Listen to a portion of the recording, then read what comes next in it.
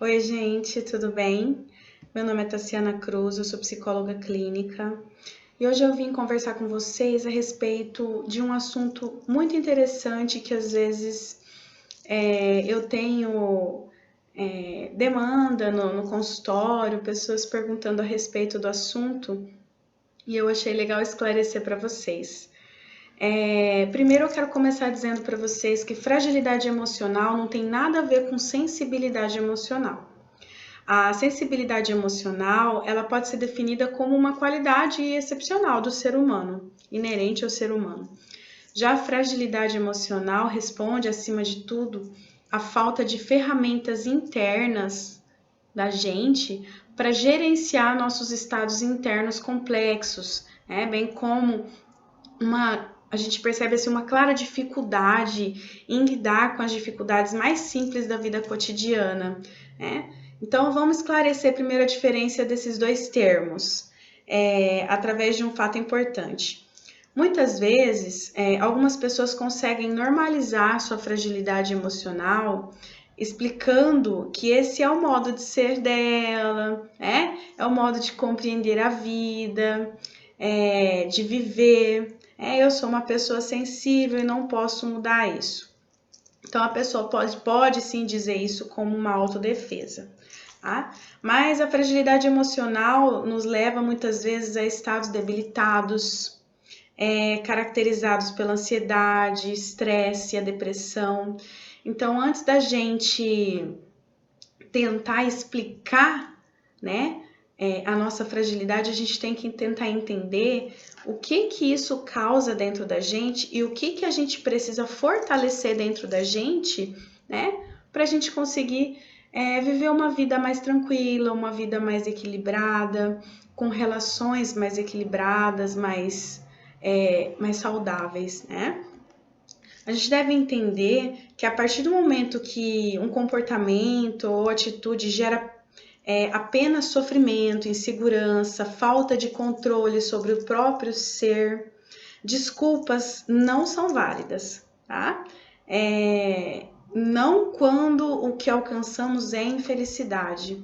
Assim, enquanto as pessoas sensíveis têm a seu favor, sim, uma visão mais ampla de sua realidade, uma maneira de se conectar melhor com as suas necessidades e com as pessoas que as cercam, as pessoas, diferentemente das pessoas marcadas pela fragilidade emocional, ela tem perspectivas emocionais mais limitadas. Então, vocês vejam bem a diferença entre fragilidade emocional e sensibilidade emocional, né? Sensibilidade emocional, normal, tranquilo, a pessoa realmente ela tem muito recurso interno, mas fragilidade emocional é bem diferente, tá?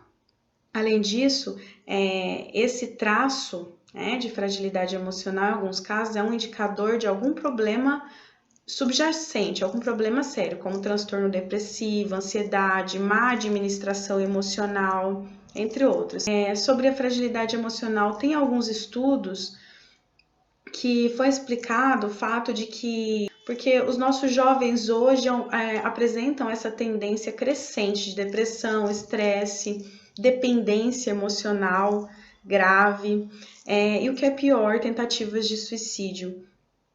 Então, por trás dessas evidências se esconde uma clara fragilidade emocional e uma falta grave de recursos internos, frente às dificuldades comuns da vida. Então, a maioria, para vocês entenderem, a maioria dessas dimensões psicológicas, elas têm origem no estilo de criação, na construção da gente, de como a gente foi criado lá na infância, de como foi a nossa criação, a nossa construção, o nosso ambiente. As famílias nas últimas décadas, elas estão cientes de que a nossa sociedade existe mais e mais capacidades, né, para se desenvolver, para a gente conseguir se destacar nela, nessa sociedade atual. Então, isso fez com que os pais intensificassem seus esforços para completar o treinamento dos seus filhos desde criança. Então, e dessa forma, o que acontece? Eles começam a fazer pelos filhos.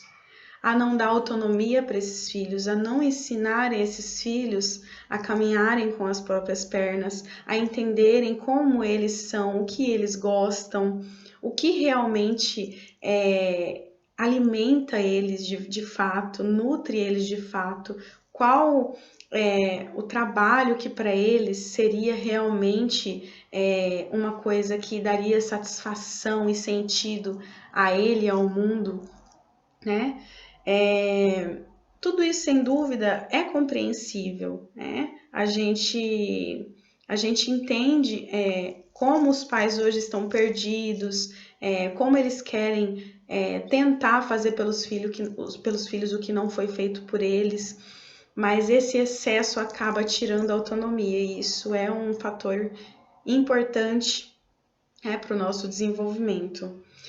Um dos mais importantes fatores nessa proteção e que causa falha é que essas pessoas, essas crianças, elas crescem sem ser capazes de tolerar frustrações, por menor que seja, né? Porque tudo é dado a eles, tudo é feito por eles, então frustração para eles não é natural, né? Tudo é dado, tudo eles podem, tudo eles têm.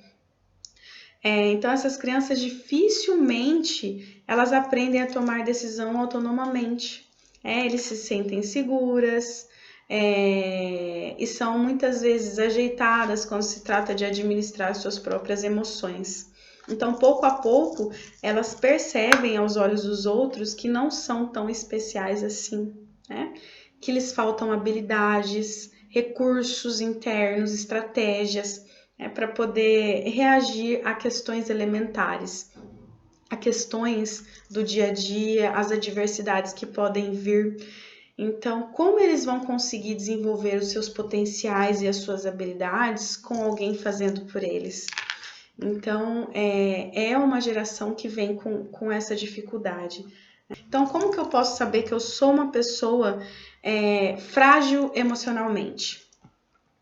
Vou falar para vocês algumas características, como a incapacidade de administrar e entender emoções, como a tristeza, diante das desavenças, diante de qualquer circunstância que não seja o que você espera ou o que você deseja. Então, administrar essas emoções precisa de uma força egóica maior, de uma força interna maior. E o frágil emocionalmente, ele não consegue entender essas emoções e eles acabam agindo com comportamentos de violência, raiva, agem desproporcionalmente aos fatos. Sensação de vazio, aquela constante sensação de vazio. Essa é uma característica. Sensação de opressão diante dos problemas simples, diante de desavenças, ou de qualquer circunstância que não seja a que você espera, né? Então, a incapacidade de gerenciar frustrações, né? Que é a falta de tolerância a frustrações.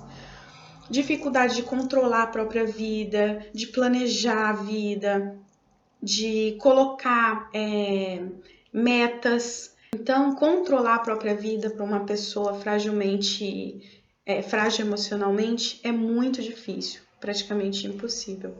Elas têm elas têm problemas constantes em relações sociais, relações interpessoais. Elas sempre têm uma visão de que todos ao seu redor estão sempre desapontando elas, traindo elas, sempre aquela sensação persecutória. Então, essas pessoas dificilmente vão ter relações interpessoais saudáveis, porque tem todo esse contexto por trás, ela não consegue gerir as próprias emoções. Então, não tem como ela conseguir ter relações saudáveis. Ela sempre tem a tendência a ter baixa autoestima, baixa energia, apatia, uma constante melancolia, são inseguras em tudo que vão fazer, elas se sentem ineficazes. Então, claro que a autoestima vai ser afetada, a baixa autoestima sempre vai estar presente.